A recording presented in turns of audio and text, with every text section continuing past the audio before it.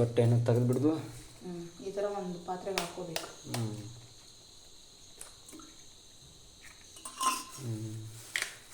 ಅದಕ್ಕೆ ಸ್ವಲ್ಪ ಈರುಳ್ಳಿ ಆ್ಯಡ್ ಮಾಡಬೇಕು.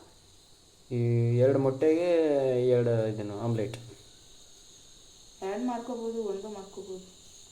ನಾವು ಹೇಗ್ತಿತ್ತು ಕೊತ್ತಂಬರಿ, ಈರುಳ್ಳಿ, ಹಸಿಮೆಣಸಿನ್ಕಾಯಿ, ಸಾಲ್ಟ್, ಪೆಪ್ಪರ್ ಚೆನ್ನಾಗಿರುತ್ತಲ್ಲ, ಸೂಪರಾಗಿರುತ್ತೆ. ಉಪ್ಪು ಖಾರ ಏನಾದರೂ ಬೇಡ, ಇದೆ ಸಾಕು. ಆಮೇಲೆ ಬೇಕಾದ್ರೆ ಚಿಲ್ಲಿ ಪೌಡ್ರ್ ಆ್ಯಡ್ ಮಾಡ್ಬೋದು.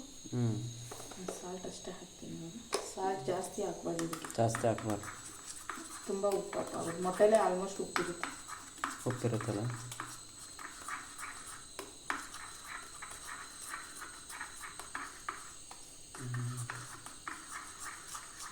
ಹಸಿಮೆಣಸಿನಕಾಯಲ್ಲಿ ಖಾರ ಜಾಸ್ತಿ ಆಗಿಬಿಟ್ಟಿರುತ್ತೆ. ಡ್ರಿಂಕ್ ಮಾಡೋರೆಲ್ಲ ಬೇಕಾದ್ರೆ ತುಂಬ ಖಾರ ಹಾಕೊಂಡು ತಿಂತಾರೆ ಅವರು. ಬಟ್ ನಾವು ಮನೇಲಿ ಮಾಡೋದ್ರಿಂದ ನಮಗಷ್ಟು ಸಾಕು. ತವೆ ಜಾಸ್ತಿ ಕಾದಿರ್ಬೋದು.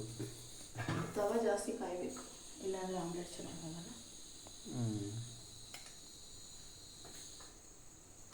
ಈ ಥರ ಹೊಗೆ ಬರುತ್ತೆ.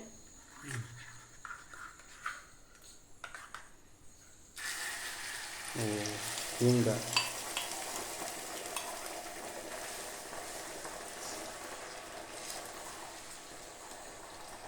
ತಿನ್ನೋಕ್ಕೆ ಟೇಸ್ಟಾಗಿರುತ್ತಲ್ಲ, ತುಂಬ ಚೆನ್ನಾಗಿರುತ್ತೆ.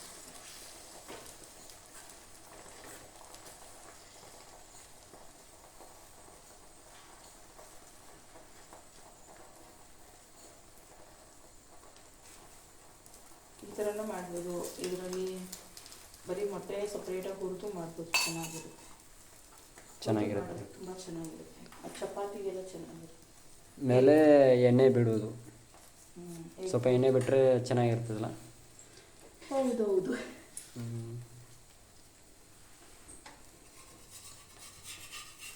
ಸ್ವಲ್ಪ ಇದನ್ನ ಆಗಲಿ ಬಿಡಿ.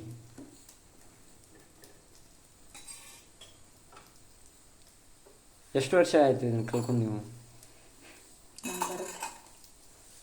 ವರ್ಷ ಅಂತೇನು ಬರ್ತಾಗಿ ನಮ್ಮಮ್ಮ ಮಾಡೋದು ನೋಡ್ಕೊಂಡು ಮಾಡೋದು. ನಮ್ಮಮ್ಮ ಮಾಡೋದು.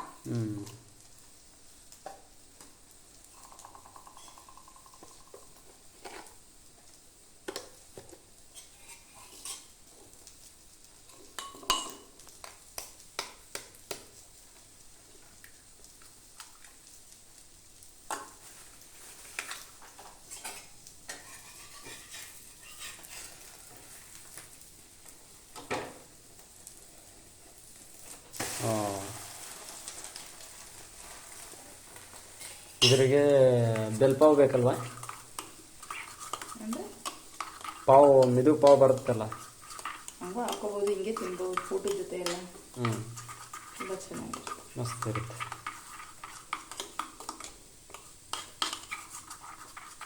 ತುಂಬ ಚೆನ್ನಾಗಿ ಕಲ್ತಿರ ನೀವು. ಕಾಣ್ತಿದ್ದೀವ? ತುಂಬ ಚೆನ್ನಾಗಿ ಕಲ್ತಿರ್ತೀರ ಅಂತ. ರೆಡಿ ಆಯ್ತಲ್ಲ? ಸ್ವಲ್ಪ ಟೆಸ್ಟ್ ನೋಡ್ಬೋದಲ್ಲ ನಾನು?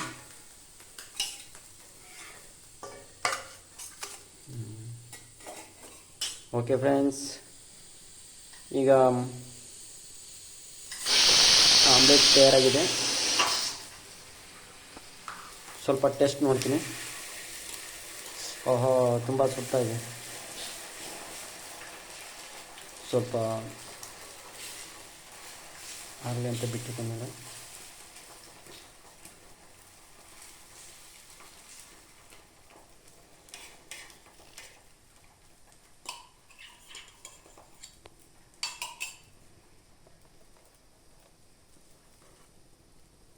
ಸೈಡಲ್ಲಿ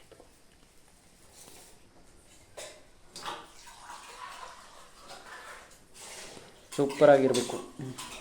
ನೋಡಿಲ್ಲ ನಾನು, ನೋಡ್ತೀನಿ ಇವಾಗ.